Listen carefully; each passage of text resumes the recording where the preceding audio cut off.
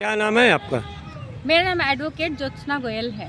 किस जनपद से विधिक व्यवसाय कर रही?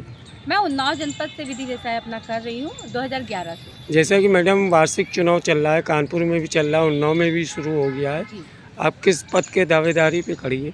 मैं उपाध्यक्ष पद की दावेदारी कर रही हूँ। मैडम, जैसे कि आप इस चुनाव में उन्नाव के अधिवक्ता समाज जिताता है, तो उनके लिए आगे का कदम, उनके हित के लिए आगे का कदम आपका क्या होगा? मेरा प्रयास यही रहेगा कि यदि अधिवक्ता समाज के माध्यम से मैं उपाध्यक्ष पद पर आती हूँ विजयी होकर के, तो उनके लिए जो भी बेहतर कार्य रहेंगे, जैसे कि हमारे यहाँ बाल व्यवस्था में सफाई व्यवस्था बहुत ख़राब है, तो उसके लिए मैं बेहतर कार्य करूँगी। दूसरी, मेरे यहाँ बहुत सारे सीनियर्स अधिवक्ता हैं जो बहुत अच्छा अर्न नहीं कर पाते हैं, तो उनके लिए मैं चाहूँगी कि उनकी पेंशन ज़रूर बनवाई जाए।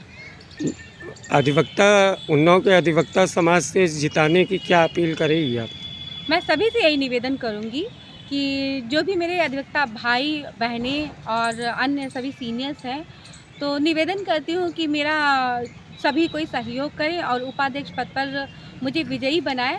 तो मैं अपनी उन्नाव बार के लिए और अधिवक्ता समाज के लिए बेहतर कार्य करना चाहती हूँ, जिसमें और उन्नतिशील हमारा अधिवक्ता समाज हो। जैसा कि मैडम सर्वोच्च न्यायालय ने एक मतलब आदेश पारित किया जा रहा है सूत्रों के अनुसार कि जो वार्षिक चुनाव होते हैं, अपराधी प्रवृत्ति के जो अधिवक्ता है उनको चुनाव से बहाल किया जा रहा, मतलब वो चुनाव में भाग नहीं ले सकते।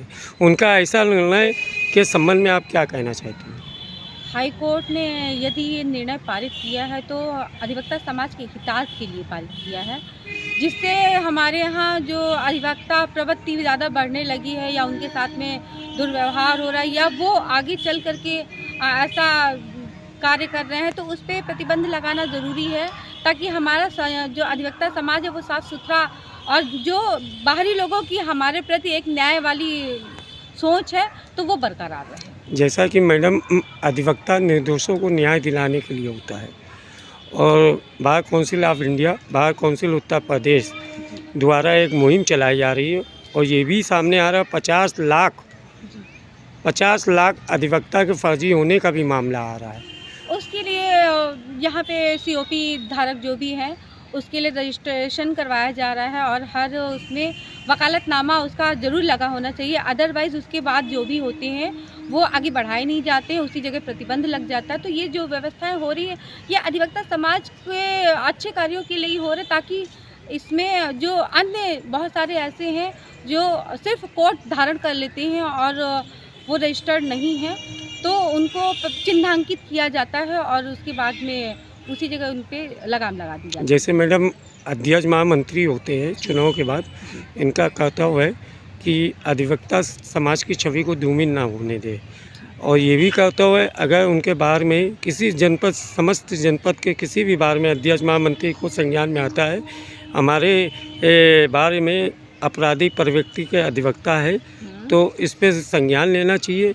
पर ये भी देखने में आ रहा है कि अध्यक्ष महामंत्री उस पर संज्ञान ले लेके उस पर उनके अपराधी प्रवृत्ति के लोगों को संरक्षण देते हैं, तो ऐसे अध्यक्ष महामंत्री के लिए आप क्या कहना चाह रही हो?